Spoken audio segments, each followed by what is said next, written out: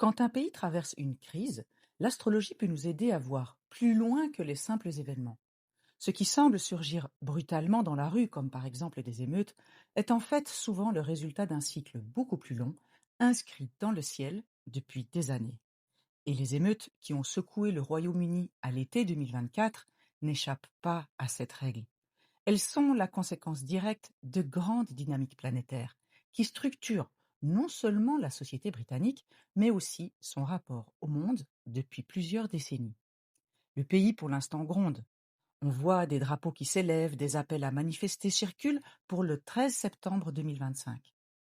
Nous allons plonger dans le passé pour comprendre pourquoi cela arrive maintenant. Bienvenue sur Astroblabla, l'astrologie qui pense les sociétés. Tout commence en 2011. Neptune, planète des rêves, des illusions et des grandes vagues collectives, entre alors dans le signe des Poissons. C'est son domicile, donc en fait, elle y déploie toute sa puissance. Et depuis, les thèmes de la migration, qui est la forme moderne de l'exil et de la fuite, des frontières poreuses et de l'identité collective deviennent centraux. Et pour le Royaume-Uni, qui est quand même un pays insulaire bordé par la mer, c'est le domaine même de Neptune, cela résonne particulièrement fort. Mais ce qu'on oublie souvent, c'est qu'au moment de l'ingresse de Neptune dans le signe des Poissons, les nœuds lunaires étaient dans l'axe Sagittaire-Gémeaux. C'est quand même un axe lié au déplacement, aux voyages proches et lointains, aux relations entre les voisins immédiats et les partenaires étrangers. Cela a évidemment rajouté une dimension supplémentaire. Non seulement les migrations lointaines, mais aussi la question des liens avec l'Europe, les frontières avec l'Irlande et le rapport à l'autre dans le voisinage immédiat. Un climat de dualité, de mouvement permanent, de brouillage des repères. En 2015 et en 2016, Saturne est en Sagittaire et il forme un carré exact à Neptune en Poisson. Saturne, c'est la loi, la limite, la réalité. Et Neptune, c'est l'utopie, la dissolution. Alors, quand ces deux planètes s'affrontent, c'est un choc frontal, brutal entre le rêve d'une société ouverte et multiculturelle et la dureté du réel. Ce n'était pas un simple carré, mais le second carré du cycle de Saturne-Neptune entamé en 1989 lors de la conjonction en Capricorne. Ça a été un moment historique. En février 1989, une fatwa est lancée contre Salman Rushdie au Royaume-Uni.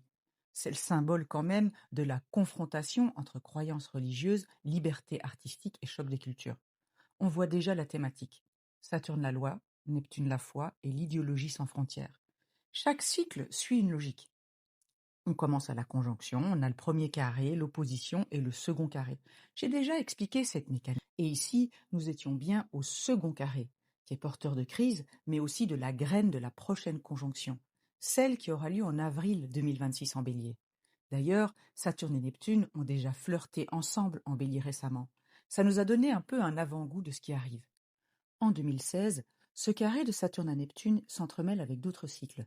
Celui de Mars et Saturne, la conjonction de tension et de violence, celui de Jupiter et Saturne, le cycle des lois, le tout sur fond de nœuds lunaires dans l'axe Vierge-Poisson. Ça, c'est l'axe karmique qui renvoie à la question de loi, de service et de foi. Et en fait, les faits, ils parlent d'eux-mêmes. En 2015, le Royaume-Uni vote une série de textes de loi.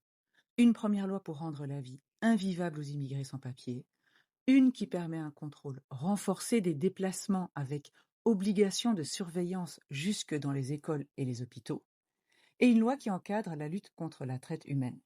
En 2016, la tendance se durcit avec des sanctions plus lourdes pour faciliter les expulsions.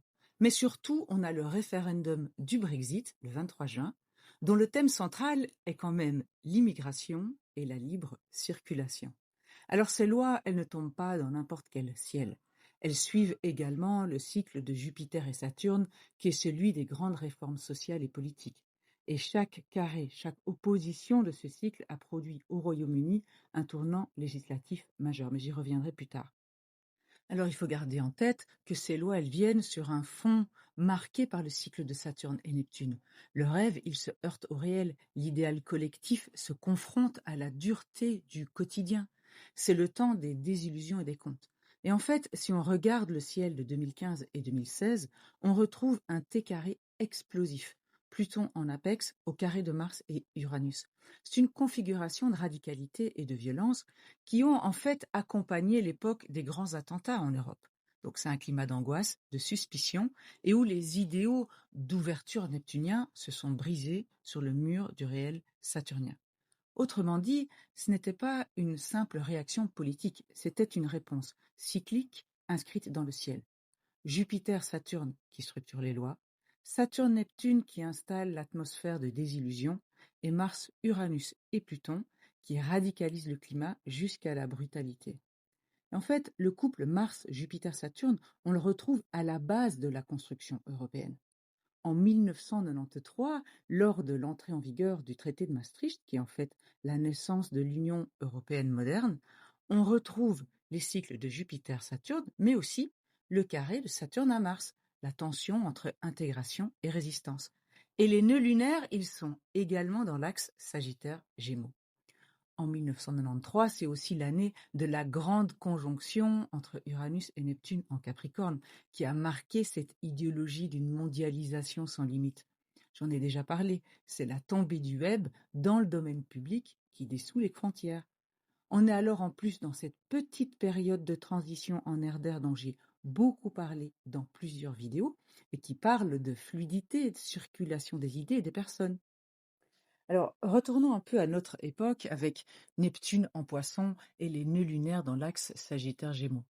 En fait, le mélange Sagittaire-Poisson, ça n'a pas de limite quand même.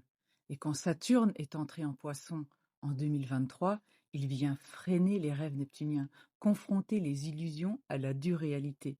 Et comme il se rapproche de Neptune, ce frein, il devient encore plus puissant. En clair, après des années d'idéaux et de flou, vient le temps des comptes. Le 29 juillet 2024, un drame frappe Southport. 3 fillettes sont tuées par un jeune demandeur d'asile rwandais. L'affaire, présentée comme isolée, ravive de vieilles blessures. Le scandale des gangs pakistanais, une affaire horrible de pédocriminalité et de barbarie qui est commise sur plus de 1500 jeunes britanniques. La police et la justice, elles ont été accusées en fait par le peuple de laxisme ou bien d'avoir dissimulé l'affaire pour, je cite, éviter la haine raciale. On sait aujourd'hui que ces accusations, elles sont fondées. Donc la colère, elle enfle, les rumeurs se propagent et en quelques jours, le pays s'embrase. Or, le ciel de ce jour est particulièrement parlant.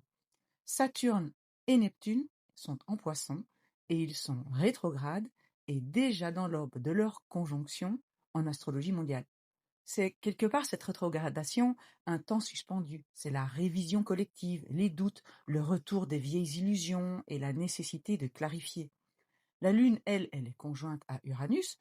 La Lune, c'est l'archétype du peuple.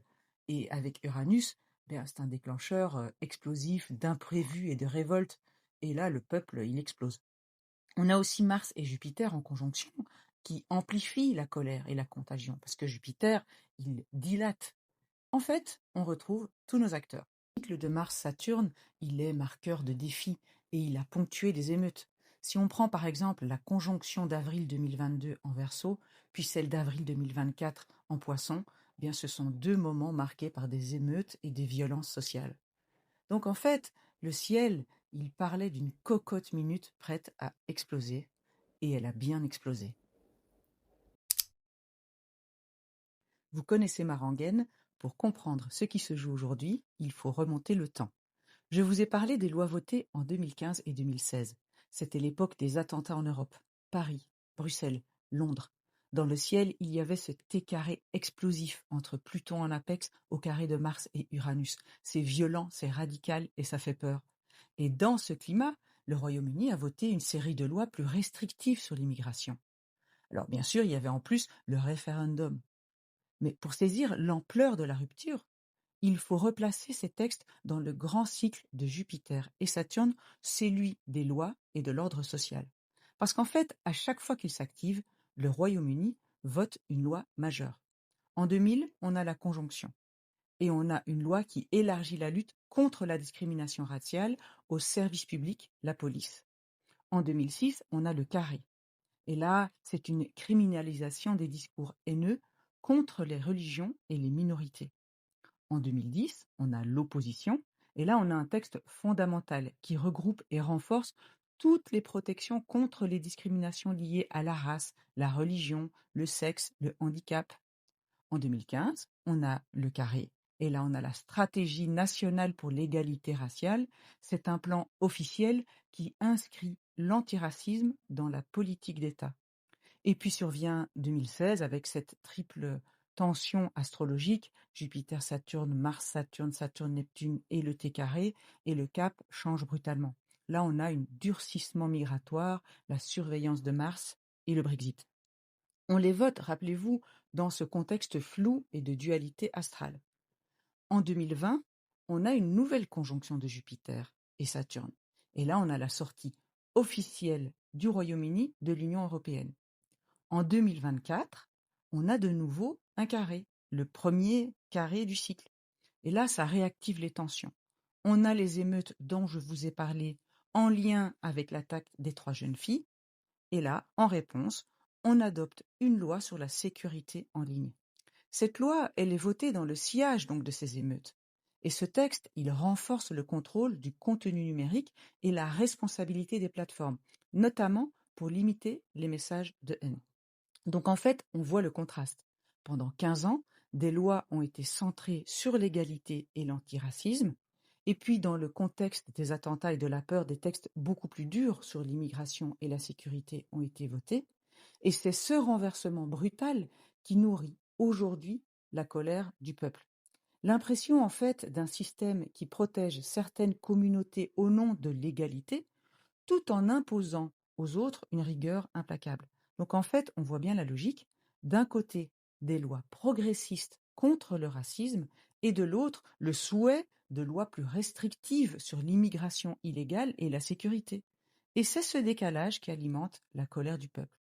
Dans un contexte où Saturne et Neptune sont en train de s'installer dans le signe plus identitaire du Bélier. Ce que nous montrent les cycles, c'est que rien n'arrive par hasard. Chaque crise du Royaume-Uni, il s'est inscrit dans une mécanique cosmique plus vaste. Et les émeutes de juillet 2024 et le rassemblement du 13 septembre s'inscrivent dans une dynamique plus vaste. Dans le prochain épisode, nous verrons comment le mandat de Keir Starmer s'inscrit dans cette logique. Et pourquoi, alors que son parti n'a pas pour habitude de placer les questions nationales au centre, il en fait aujourd'hui une priorité. Si cet épisode vous a plu, n'hésitez pas à liker, commenter, partager pour me soutenir et aider cette vidéo à avoir un meilleur référencement et qu'elle soit plus vue. Merci.